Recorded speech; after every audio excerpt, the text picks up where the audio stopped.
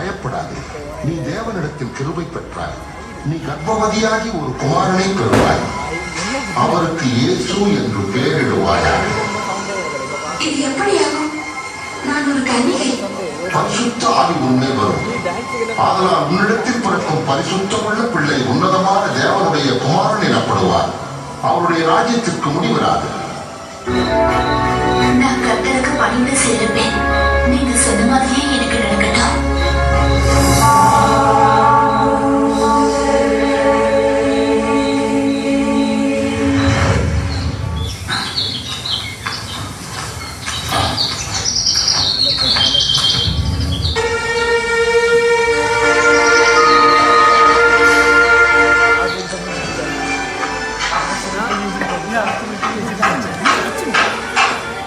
வேலையெல்லாம் நிறைய இருக்கு, என்ன பண்றதுன்னு தெரியலையே. என்ன ஜோசப், வேலை முடியலன்னு கவலையா இருக்கியா? ஒண்ணு இல்ல. எப்ப நம்ம வேலையை முடிச்சு கொடுப்ப? உங்களுடைய வேலை தான் போய்கிட்டு இருக்கு. இன்னைக்கு நான் சீக்கிரம் முடிச்சு தந்துடுறேன். சரி, ஆகட்டும். மரியாள் மிகவும் நல்லவள், ஆனால் அவள் கருவுற்று இருக்கிறாள். இது எப்படி நடந்தது? இதை கேள்விப்பட்ட சமூகம் என்ன சொல்லும்? மரியாதை தவறாக பேசுவதை நான் எப்படி அனுமதிக்க முடியும்? வேண்டுமானால் மரியாதையிடமிருந்து நான் யாருக்கும் தெரியாமல் விலகிடலாமா? எனக்கு ஒரே குழப்பமாக இருக்கிறது. என்ன செய்வது?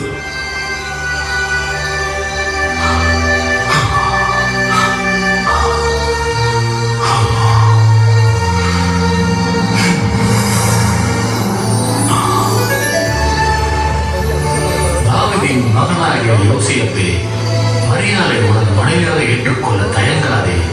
அவள் கருவில் இருக்கும் குழந்தை பரிசுத்த ஆவியானவரால் உண்டானது. அவள் ஒரு மகனை பெற்றெடுப்பாள். அக்குழந்தைக்கு இயேசு என்று பெயரிடு. அவர் தன் மக்களின் பாவங்களை நீக்கி ரட்சிப்பார். இவையெல்லாம் தீர்க்கதரிசியின் மூலமாக தேவன் சொன்னவைகளில் நிறைவேறுவதற்காக நடந்தன. தீர்க்கதரிசி சொன்னது இதுவே: கன்னிப்பெண் ஒரு மகனை பெற்றெடுப்பால் அவருக்கு இம்மானுவேல் என்று பெயரிடுவார்கள்.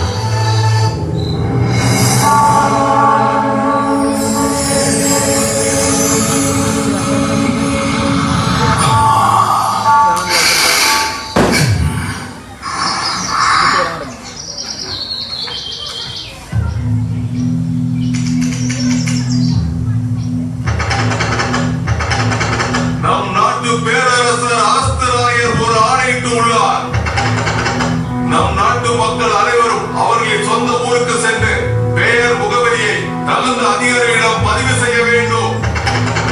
இதுதான் நம் நாட்டின் முதல் கணக்கெடுப்பு. அதனால் அனைவரும் இதை கட்டாயமாக பதிவு செய்ய வேண்டும். இது அரசரின் கட்டளை. இது அரசரின் கட்டளை.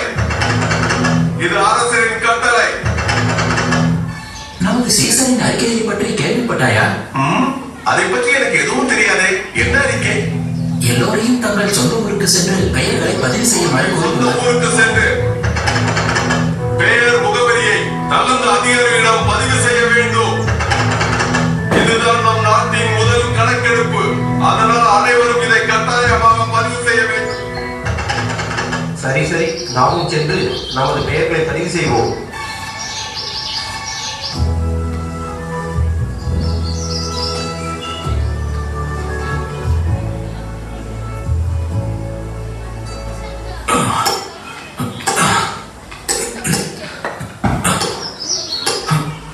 என்னப்பா ஜோசப், உன்னோட சொந்த ஊரு பெத்லகேமுக்கு போலியா? அகஸ்து ராயரோட அறிக்கையை கேள்விப்பட்டியா? ஆமா, இதை நான் கேள்விப்பட்டேன். என் மனைவி கிட்ட இதை பத்தி பேசி நாங்க 2 பேரும் புறப்பட தயாராக வேண்டியதுதான். சரி, பத்திரமா போயிட்டு சீக்கிரம் திரும்பி வந்து நீ வந்ததுக்கு அப்புறம் நாம சந்திக்கலாம். வரேன்.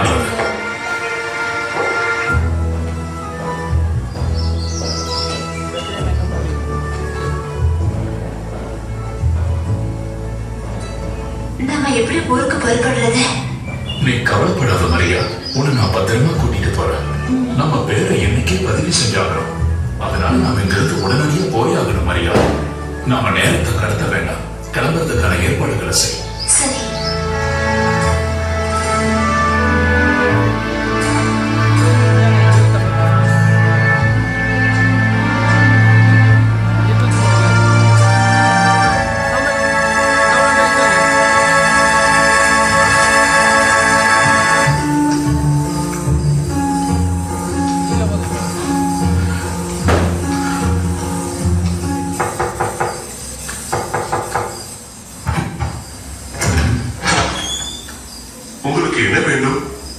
தங்குறதுக்கு ஒரு இடம் கிடைக்குமா? என்ன மன்னிச்சிடுங்க, இங்க எந்த அறையும் காலியா இல்ல. நீங்க வேறொரு நல்ல இடமா பாத்துக்கோங்க. ஓ, அங்க பாரு, ஒரு மாட்டு கொட்டைங்க. தற்சமயம் நம்ம தங்குறதுக்கு நல்ல இடமாவும் பாதுகாப்பாகவும் இருக்குன்னு நினைக்கிறேன். வாங்க, நாம போய் அங்க தங்கலாம்.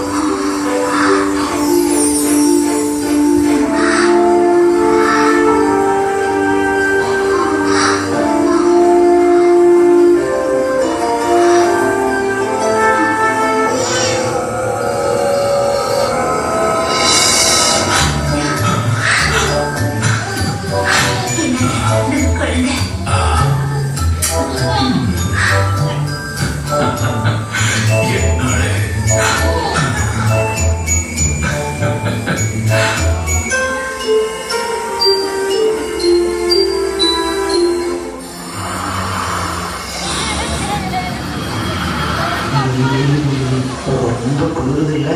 வழக்கத்துக்கு குமாரா ரொம்ப குளிராதான் இருக்குது.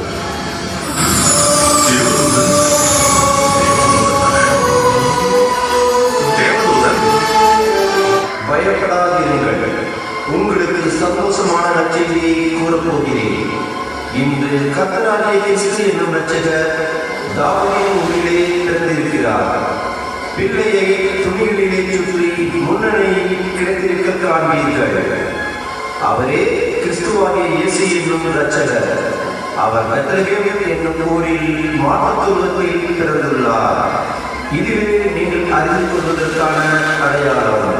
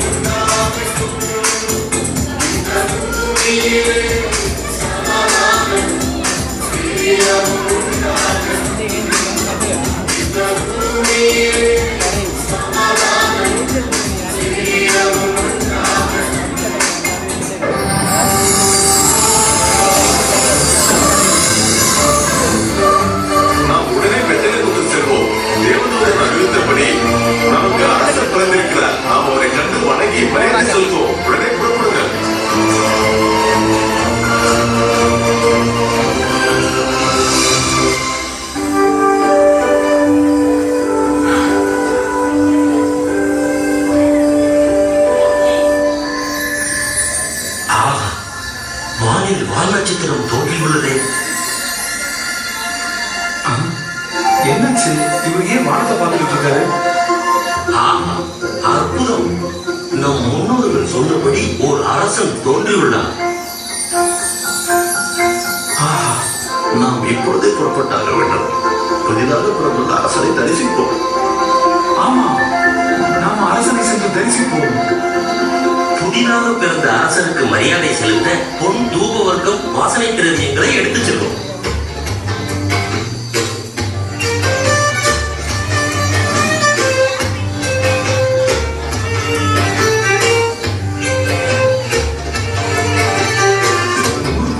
அரசனை பற்றி யாரிடமாவது கேட்க வேண்டும். சரி, கேட்போம்.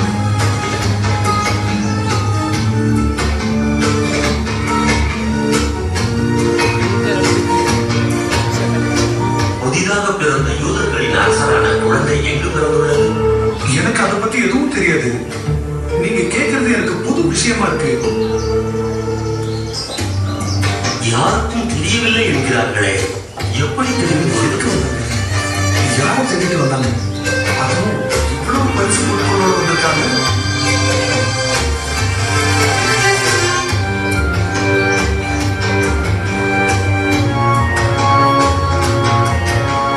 காஸ்பர், அங்க பாருங்கள், அரண்மனை தெரிகிறது. அங்கு போய் விசாரிப்போம். அதுவும் சரிதான்.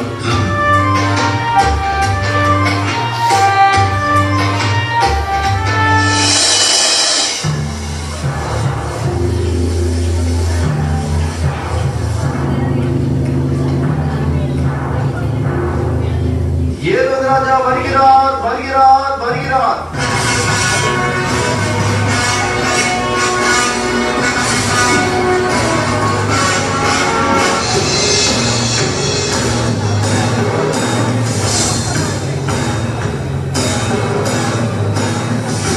வணங்குகிறேன் பேரரசே.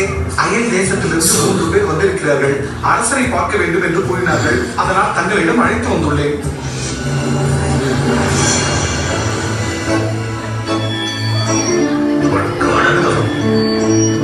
வாருங்கள் யாத்ரிகர்களே, உங்கள் வரவு நல்வரவாக்குக. நீங்கள் எங்கள் நாட்டிற்கு வந்த நோக்கம்? புதிதாக யூதர்களின் அரசர் எங்கு பிறந்திருக்கிறார்? வால் நட்சத்திரத்தின் வழிகாட்டுதலின்படி பிறந்த அரசரை தரிசிக்க வந்துள்ளோம். அரண்மனையில் இன்று ஓய்வெடுங்கள். இதை பற்றி நாம் நாளை பேசலாம். நன்றி, வருகிறோம்.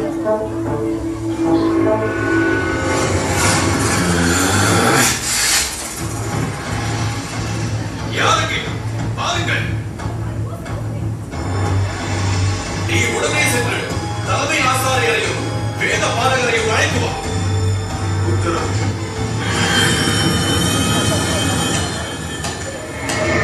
அரசே, வணக்கம் பேரரசே. என்ன நடக்குது இங்கே? எனக்கு ஒன்றுமே புரியவில்லை.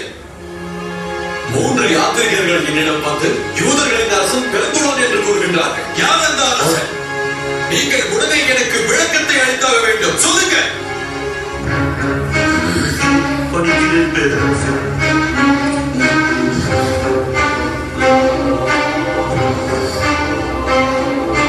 நீங்கள் என்னுடைய பொறுமையை மிகவும் சோதிக்கின்றீர்கள்.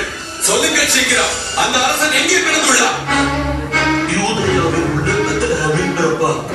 இது எப்படி சாத்தியமாக முடியும்? ஏனெனில் யூதேயாவில் உள்ள பெத்லகேமே உனக்கு யூதேயாவின் ஆட்சியாளர்களுக்கிடையே முக்கியத்துவம் உண்டு. இது நடக்க கூடாது. உன்னிலிருந்து ஒரு பிரபு தோன்றுவார். அவர் இஸ்ரவேல் என்னும் என் மக்களை வழிநடத்துவார். அவர் தீர்க்கதரிசி வேத வாக்கியங்களை எழுதியுள்ளார். சரி, போகட்டும். அந்த 3 யாத்திரிகர்களையும் உடனே இங்கு அழைத்து வா. உத்தரவு அரசே.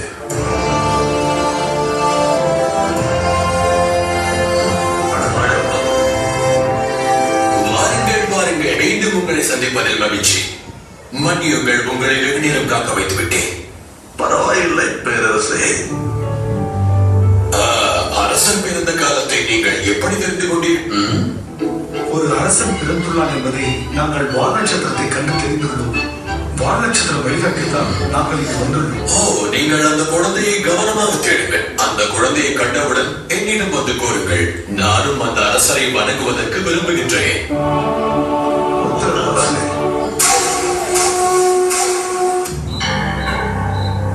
என் கோபம் உச்சமாகிவிட்டது. நான் விடமாட்டேன். என்னை மிஞ்சிய இன்னொரு அரசர் என் நாட்டு மக்களை ஆள்வதா? இல்லை, நான் அவரை கொல்லாமல் விடப் போவதில்லை.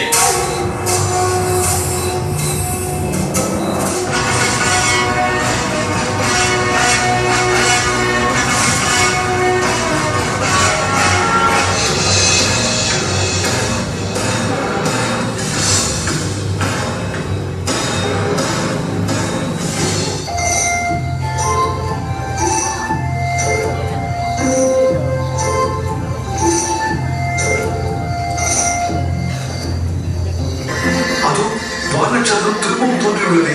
ஆமாம், அதே வால் நட்சத்திரம் தான். அது வேறு திசையை காட்டுகின்றது. அதன்படி பின்தொடர்வோம்.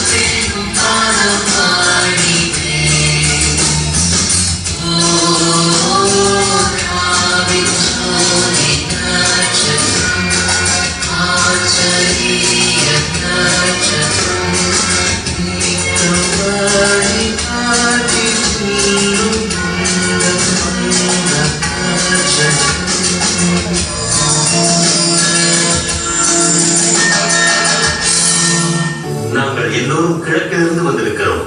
யூதர்களின் அரசர் பிறந்துள்ளார் என்பதை நாங்கள் அறிந்து கொண்டோம். மிக்க மகிழ்ச்சி.